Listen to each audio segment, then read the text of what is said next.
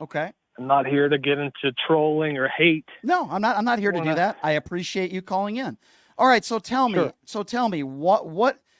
Where do I start here? Why are you supporting Donald Trump? I guess let's start there. Well, this would be my first time voting for him. Okay. In the past, however, 12 years, however, since 2016. Okay. I have voted in the past, but for me, he has the policies that make sense. Which policies? Honestly. Like, give me some specifics. What specific policies that you like? Economically, we're not in a good spot economically. I feel that in my day-to-day life. Okay, so that's your opinion on that, but specifically, like economically isn't a policy. So, like, what specific policies that Trump implemented you disagree with the Democrats on, and you could say, man, I really like that policy. That really helped the economy, because he did put us $8.4 trillion in debt, and he left an economy that was terrible compared to the economy that he took over from Barack Obama. So I just want to know, like, what did he do in 4 years? Because you said you like his policies, and I just want to know, like, what policies do you like? Right? That's a fair question. Right. No, absolutely. Yeah. So, economically, you bring up the debt. Sure. I think the debt has been something to play with for these people. Tough to blame on just presidents, but, the debt's out of control, obviously. Everybody says they'll get it under control, but who knows? But, and we had COVID. Right. We had to spend our way out of COVID. You think he did a good job handling Donald Trump? You think he did a good job handling COVID? Job. So when he said 15 cases, so when he said 15 cases down to 0, it's going to be gone by Easter. He talked about disinfectant, and he turned his coronavirus press conferences into campaign rallies. Would you define that as a good job? I wouldn't define that as defining the government's program of COVID at the time. Okay, well, we were losing when he left. We were losing 3,000 to 5,000 people a day, and per capita, we were one of the worst countries in the world. Not the worst, but one of the worst countries in the world. And when we have more money than just about any other country in the world, I don't know. I guess I just respectfully disagree with you. I don't think that's good, but that's okay. We can disagree on that. Can you name me a policy that you like? Just in general? Well, yeah, because you said you like his policies, not a policy. And I just want to be fair with you. What is it? In all honesty, I like the idea of America first. I like the idea of a strong America. But that's not a policy. America first is a slogan. I didn't, with all due respect, I didn't ask you what slogans you like, because slogans mean nothing to me. Anybody can do that. You said you liked his policies. I can give you a bunch of Biden policies that worked. The CHIPS and Science Act, capping insulin at $35, for example, helping to raise minimum wage, maternity leave, for example. I can give you a long laundry list of policies that worked. I'm just asking you for one, sir, and you haven't given me one policy. Yeah. Okay, funding black colleges is pretty nice. Funding black colleges. So what policy was that? I'm not a policy guy. I'm not a political guy. Fair enough. I understand, but that's fine. But am I wrong? Did he fund black colleges substantially compared to the past? You're asking me. All I'm saying is you say you're not a policy guy, but yet you say the reason why you're voting for Trump is because you like his policies. With all due respect, sir, it's hard to have a conversation if you're going to say that. Okay, so you can't name me one policy. Okay, we'll move on from that. I just did. Well, that's not what's the policy? What's the bill? You can't even I don't know the name of it, man. Okay. I don't know. So he just threw money at black colleges, but you don't know the policy. That's pretty cool. Okay. All right. I don't know what policy you're talking about, but we can move on from that. No problem. Does it bother you that he's a 34-count felon? Does it bother you that he's a liable sexual abuser? Does it bother you that he calls our brave men and women suckers and losers? Does it bother you what happened on January 6th? Does it bother you that he still hasn't conceded the 2020 election? Does any of that behavior, forget about whether you think it's criminal or not, does any of that behavior bother you at all? To an extent, sure. Okay, well, I appreciate... Not a large enough extent not to vote for him. So to an extent, yeah. So policies, even though you couldn't name any, with all due respect, policies are more important to you than principle, morals. Is that a fair assessment, or I don't want to mischaracterize your take. In the choices that were given, legitimate choices of people to vote for. Okay, why is I'm going to go with policy over... Okay, but you didn't name any policies, but that's okay. We've been there before. Can you tell me why Kamala, you don't think she's legitimate? What's wrong with her? I didn't say she wasn't legitimate. Okay, I'm mischaracterizing it then, but I want to hear I guess I want to hear. We've talked about Trump, sort of. I want to get your what do you not like about Kamala Harris? Is that a fair question? What do you not like about her? It all seems fake. The joy thing. She's flip-flopped on a lot of different issues. She seems like a nice lady. Mm-hmm. That's kind of what they want her to win on. And I'm not against a woman president by any means. Okay. But from the things she said in the past to now, it doesn't smell right. And I know exactly what you're going to say. Well, it's hard Trump for me. It's the same thing. No, I wasn't going to bring up Trump. Trump. I just wish you'd be. So it bothers you. Her laugh, her fake joy, her laugh bothers you. But the fact that Donald Trump is a liable sexual abuser, that's not that big of a deal to you. Let's just talk about policy. Do you see where I'm going with that? January 6th, lying about the election, a liable sexual abuser, 34-count felon. How much sex trafficking has gone up since Biden's been president? Actually, I'll answer that. To do against that. So my question was about Harris, but I will answer that question. Do you know, sir? Well, you brought up liable sexual abuse. Sure. That's why I bring it up. Well, is Joe Biden a liable sexual abuser? Is Kamala Harris a liable? Yeah. Oh, really? Where was that proven in a court of law? Okay, where was that proven in a court of law? In a court of law? Yeah.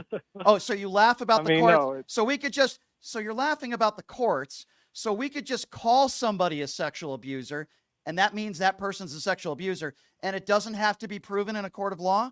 And you're laughing at that? Donald Trump was proven liable in a court of law with a jury of his peers that he sexually abused a woman by the name of Jean Carroll. He has 25 plus women that have accused him of sexual assault or rape, including his ex-wife in a court deposition. But you're making a claim that is totally unsubstantiated, that Joe Biden is a sexual abuser. Where are you getting that from?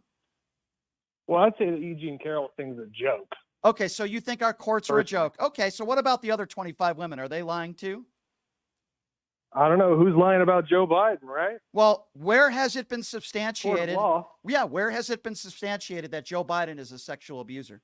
What can you tell me about that? Because maybe this is breaking news. I don't know. I don't know. I mean, have you checked out Ashley Biden's diary, or is that? Yes, I have. Let's talk about Ashley Biden's diary. Let's do it. Yeah, let's do it. First of all, Ashley Biden was the first person at the DNC that introduced her father, number one. Number two, she stands by her father. Number three, that diary was in the hands of 3 or 4 right-wing nutcases that stole the diary, including a guy by the name of Mr. O'Keefe. It has never been proven or substantiated that she even wrote that in the diary. But I'm sure you weren't aware of that. But you would rather look at and take something that his daughter wrote in a diary. By the way, even in the diary, even if it was real, which we don't know if it was, she said borderline maybe inappropriate, okay? You have a woman in a court of law that said that Donald Trump raped her. It was proven based on evidence in a court of law that Donald Trump raped her.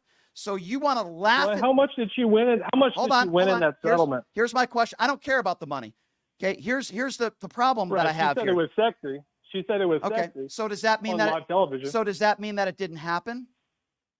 I'm saying this woman maybe isn't the parameter of what you should be listening to. So you don't think this woman... New York socialites, they're free. Okay, you don't think that's a parameter, Eugene Carroll, even though a jury decided he's a liable sexual abuser, a man who has 5 kids with 3 different women, a man who's had 25 women have accused him of sexual assault or rape, but you want to go by and call Joe Biden a sexual abuser because a diary that was completely unverified, never proven in a court of law, that was in the hands of Mr. O'Keefe and other right-wing turds that stole the diary.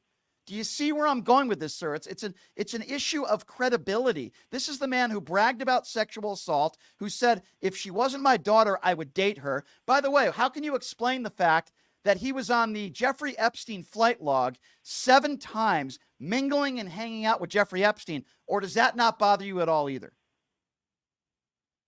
I mean, it's a cause for concern, but listen, these people of this ultra wealthy status, which I'm against, that's probably one of my biggest knocks on Donald Trump. They catch rides all the time because they're jet setters. Okay, doesn't necessarily mean anything went down. But you know who wasn't on? You know who wasn't on that? You know who wasn't on that flight log?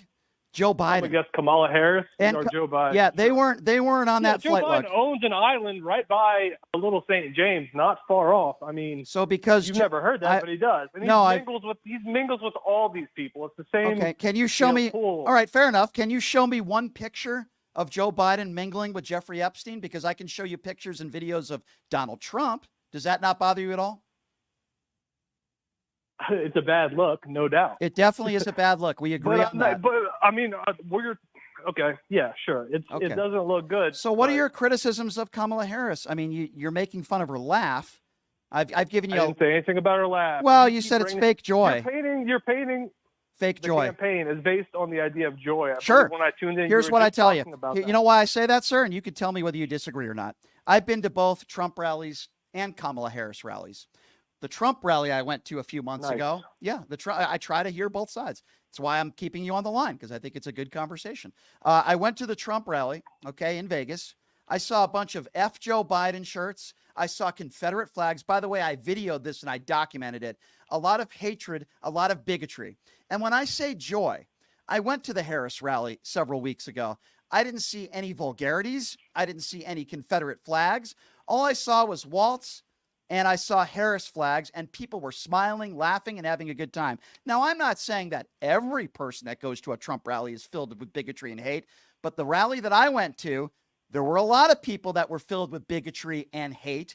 And in my opinion, it's why the KKK, it's why the Proud Boys, and so many hate groups in this country support Donald Trump, including David Duke. So when I say joy, sir, I mean, I didn't feel any negativity or hatred when I went to the Harris rally. There were a lot of people enjoying themselves, having a good time. Do you disagree with that characterization? Somewhat, yes, I do. Okay, so tell me where I'm wrong. Go ahead. I'm sure the 5,000 Palestinian protesters outside the DNC weren't there were no happy. Okay, so hold on, let's backtrack. There were no 5,000. It's not that much. Let's backtrack. I was just talking about rallies. There were no Palestinian protesters at any of the Harris rallies that I have been to. If there are that you've been to. Okay, if there were protesters outside of a venue that are chanting horrible things, guess what? The Harris campaign doesn't approve. And guess what? You're making my argument for me.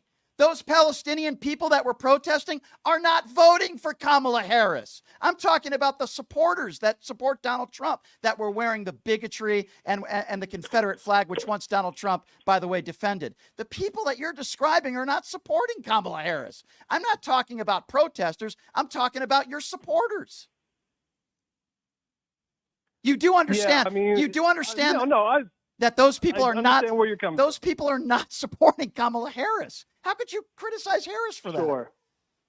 I mean, they're of the left, though. I mean, they could be supporting her. How do you know that? How do you know they're on the left? Has somebody done a census? Has they interviewed these people? They could be non-voters. They could be MAGA supporters. I would contend that most people that want a ceasefire and want a free Palestine would be more left-leaning. That might just be crazy, but it's just something that I feel like is the right thing that I'm saying. Do you think a ceasefire is a bad idea?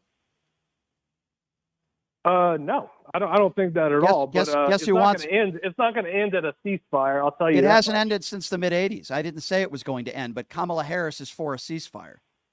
Well, so is Trump. Okay. Well, I'm just saying. I mean, ceasefire is a bullshit term. Okay. Well, what else about? I curse? I'm sorry. Well, yeah, stay away from that. That's okay. What else about Harris? Because I haven't really heard any substance from you.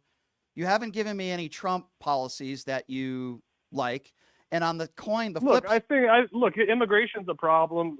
Kamala's coming around and saying she wants to do more of a. Sure. Immigration's a big problem. I agree. Economy's a big problem. I agree. Let's talk about that. Let's talk about that. Let's talk about immigration. Sure. What about the bipartisan bill where MAGA Republicans and Democrats sat at the table, and it was the biggest comprehensive border bill, which, by the way, was supported by the Border Patrol. They endorsed the bill, which would have been the most comprehensive in decades. And then Donald Trump picks up the phone and he calls his Republican senator friends and says, don't vote for this bill. Do you know why? Because it would have made Joe Biden look good, and he cares more about that than what is good for the country. So for people that want to talk about the border situation, which has, by the way, been an issue in this country for decades and decades and decades, here they have a bill that is put forth together with both sides, and Trump tells them to stick it.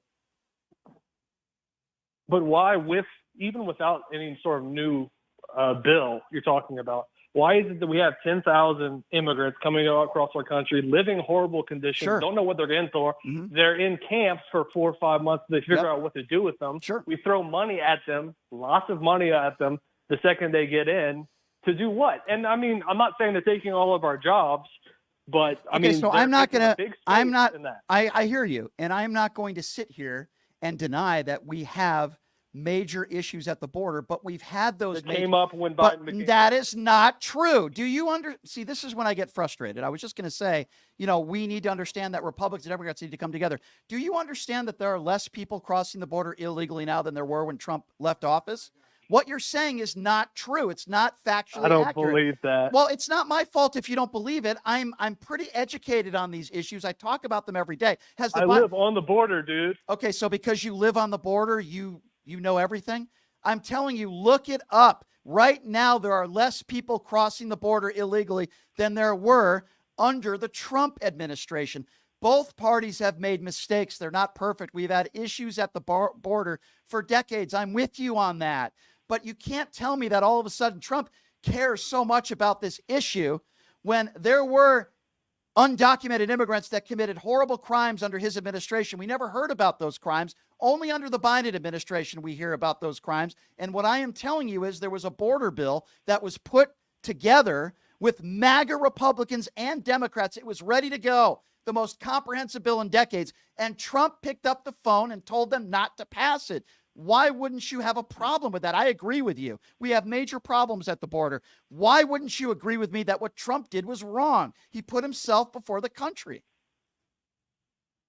I mean, that's a nice narrative. I don't know if that's exactly the way you're. Why did he do it then? Why did he do it then? If you call it a narrative, because what I'm giving you is not a narrative, it's been confirmed by some. Do you know who Mr. Langford is?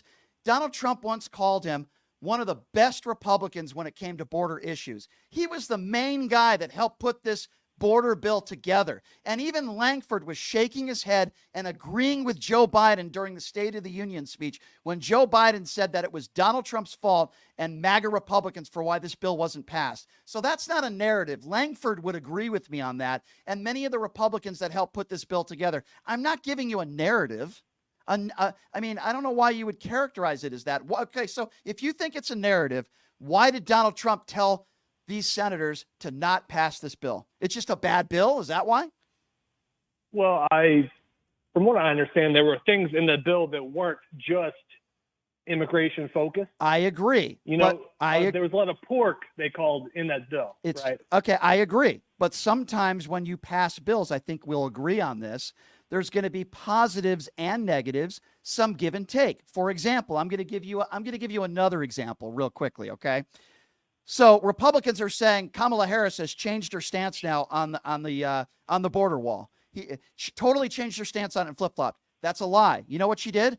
She agreed with some of the MAGA Republicans to some of their, I guess you could call them demands, in putting more money towards building the wall in return for other things. It's called negotiations.